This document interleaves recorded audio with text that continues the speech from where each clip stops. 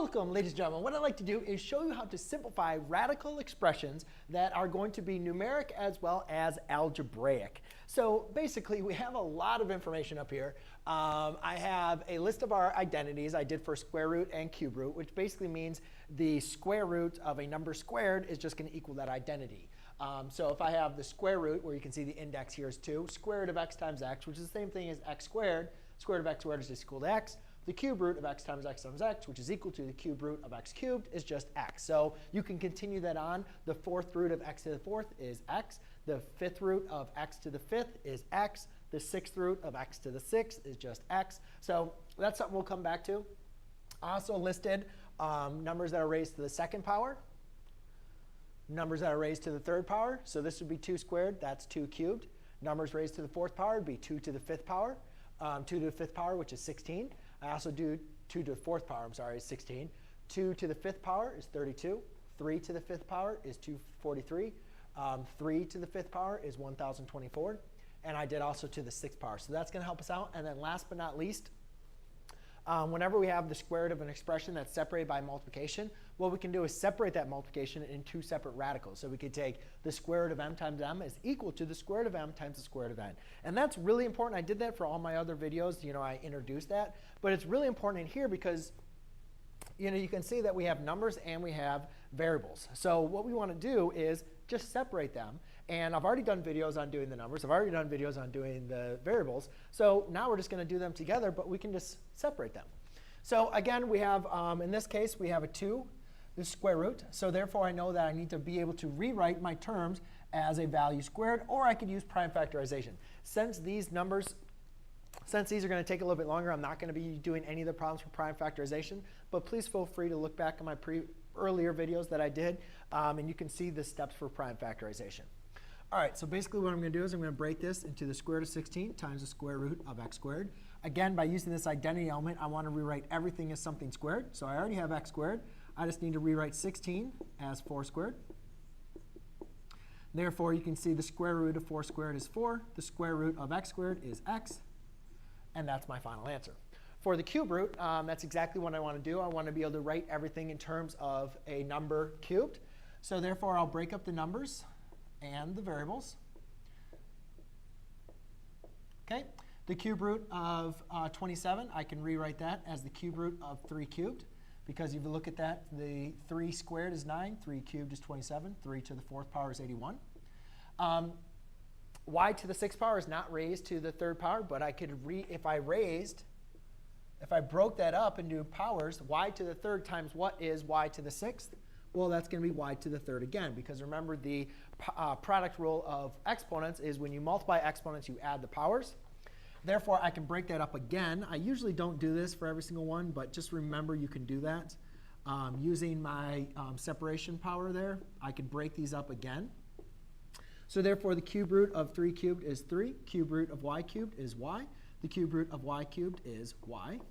So therefore, I have 3y squared. A lot of times, I don't separate that. I just kind of solve it, evaluate it.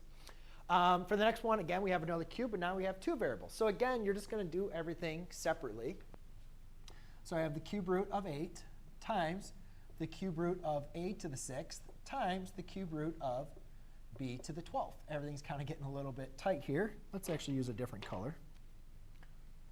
So I can rewrite 8 as the cube root of 2 cubed times, we already did this one again. So once we kind of realize this, we know that this can be rewritten as the cube root of, now actually another thing that we can see is I can use the power rule, because I'm trying to condense some things.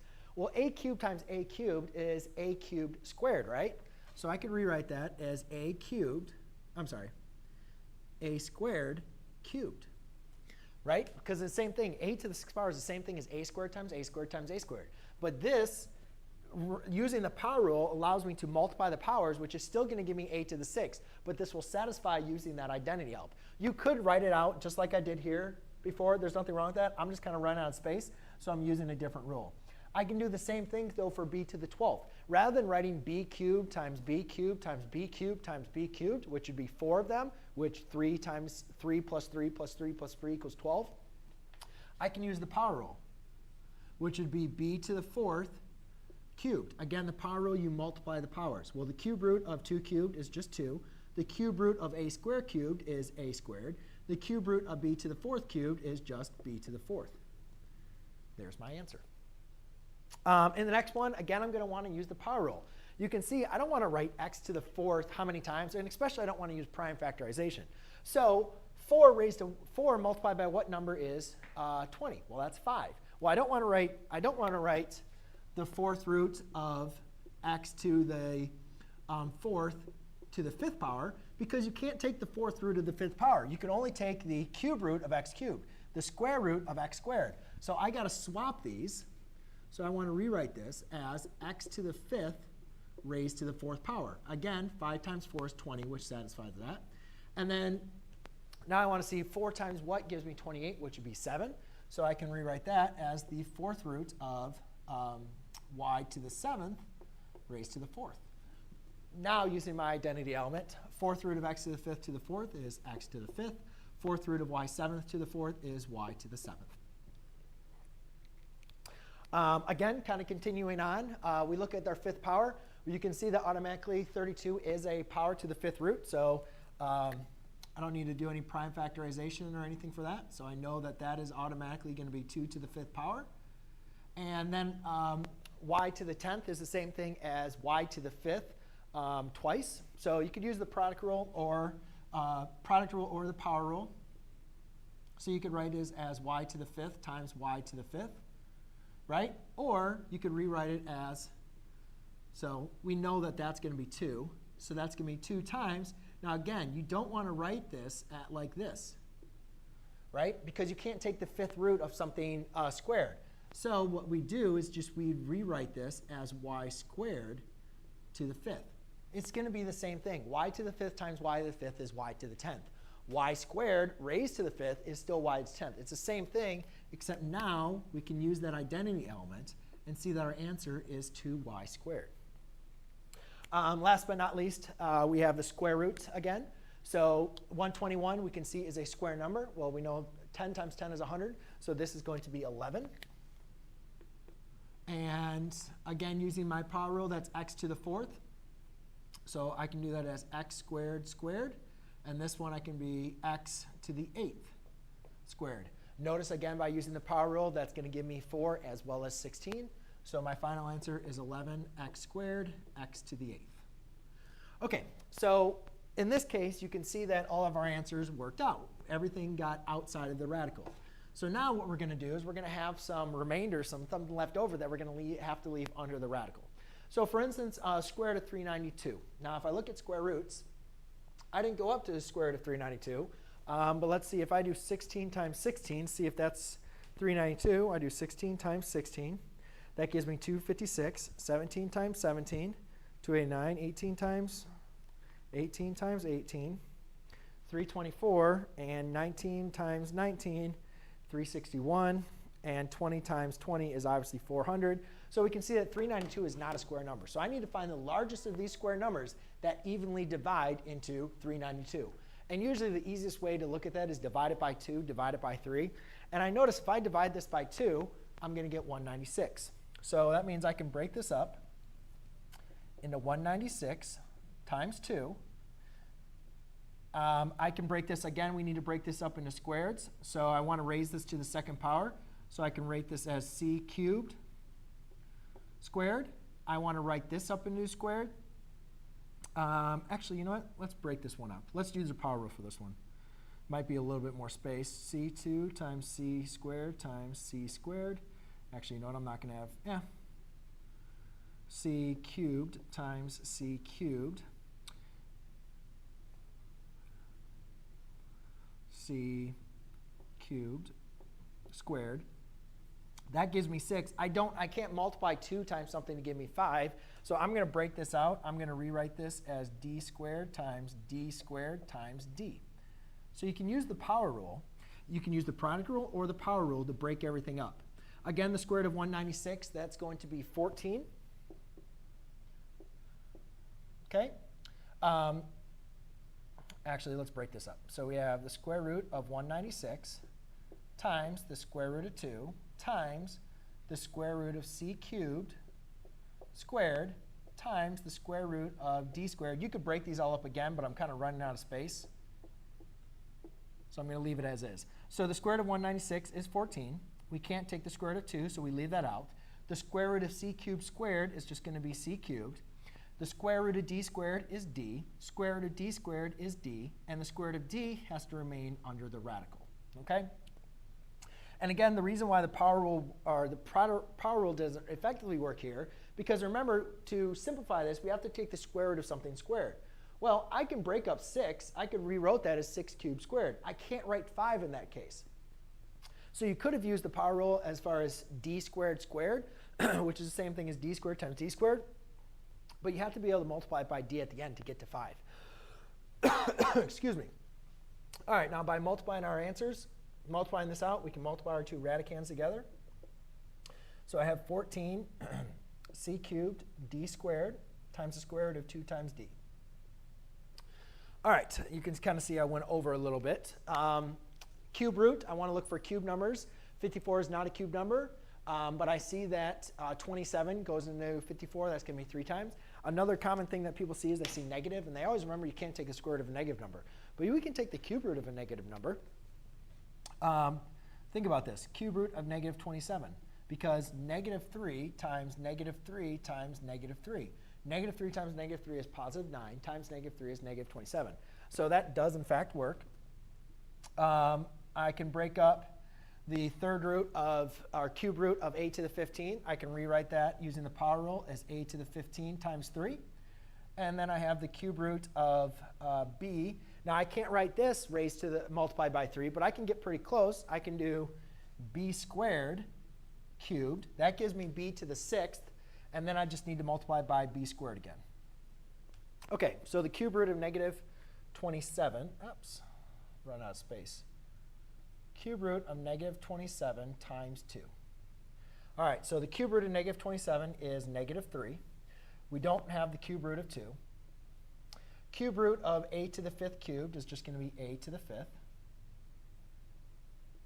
And the cube root of b squared cubed is b squared. And then the cube root of b squared, which you can't simplify. So therefore, everything on the radical remains on the radical. And then we write everything on the outside.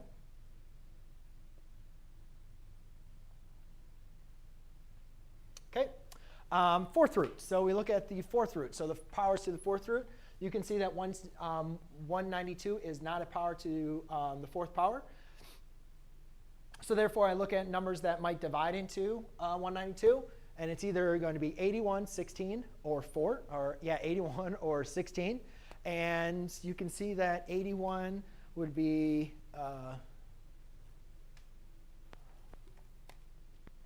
let's see, 192 divided by 81 doesn't work. All right, so then we do 192 divided by 16. That works, and that goes in there 12 times.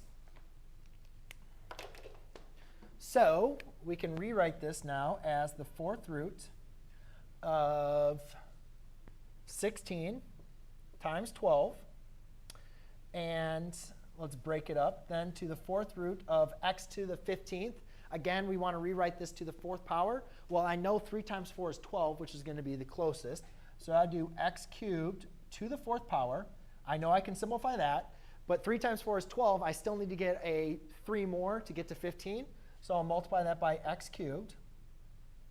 And then I also have y, the fourth root of y to the third power. Well, it has to be, the index has to be the same as the power. So that's just going to remain on the inside. There's nothing I'm going to be doing to simplify that. So the fourth root is 16. 2 squared is 4. 2 cubed is 8. 2 to the fourth power is 16. So therefore, that's going to be 2. I can't simplify the fourth root of 12.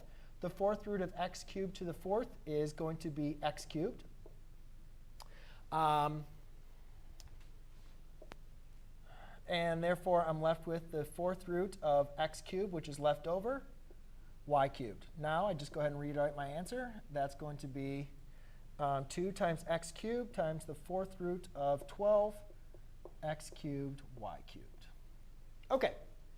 Now, these last two kind of get some students confused, because basically, when they look at this, they see these expressions. Well, now we have an expression separated by addition or subtraction, but remember, it's inside the parentheses. So just treat it like it's its own term. Again, the easiest thing I like to do is just break them up. take the cube root of 32, and then multiply that by the cube root of x plus y to the 5th. Okay? Just do them separately. So the cube root of 32, we notice that 32 is not a cube number, but we see that a cube number 8 does divide into it. So that can be the cube root of 8 times 4. The cube root of 8 is going to be 2. And then we can't take the cube root of x plus y to the 5th, but I can take it as x plus y squared. I'm sorry, x plus y cubed. Well, that means I need to multiply that by x plus y squared to give me to the 5th, right? Because if you were to multiply those two, you'd add the powers, which would give you 5. So the cube root of 8 is going to leave me with 2. I can't simplify the cube root of 4, so that remains on the outside. Then I times that by the cube root of x plus y cubed is just going to leave me with an x plus y. And then I'm going to have to remain x plus y squared under the radical. So therefore, my final answer is 2 times x plus y times the cube root of 4 times x plus y squared. Okay? Last but not least, we have 162. So we want to look at 4th root numbers. 162, we can see that 81 goes in there twice. So we have 4th roots of 81 times 2. We know the 4th root of 81 is going to be 3. X to the 9th, we can't rewrite in there, but I can rewrite using the power rule. I can rewrite that as x squared to the 4th power. That gives me x to the 8th. I need x to the 9th, so I'm going to rewrite that, multiply that by x. And then I can rewrite y plus 1 to the 5th as y plus 1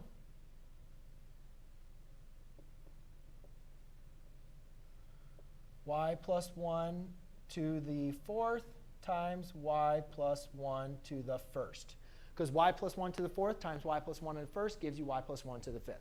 OK, so the 4th root of 81 is 3 times the 4th root of 2 times the 4th root of x squared to the 4th is x squared. Nope, that's outside. Times the 4th root of x, which is left over. The 4th root of y plus 1 to the 4th is y plus 1. And the 4th root of y plus 1 is just going to remain, though, y plus 1. OK? So then we take everything outside the radical together. So that's 3x squared y plus 1. And then everything inside the radical we multiply. So that's going to be 2 times x times y plus 1. And that's the 4th root of 2 times x times y plus 1. So there you go, ladies and gentlemen. That is how you simplify radical expressions with different indexes and numbers and with numeric and algebraic expressions. Thanks.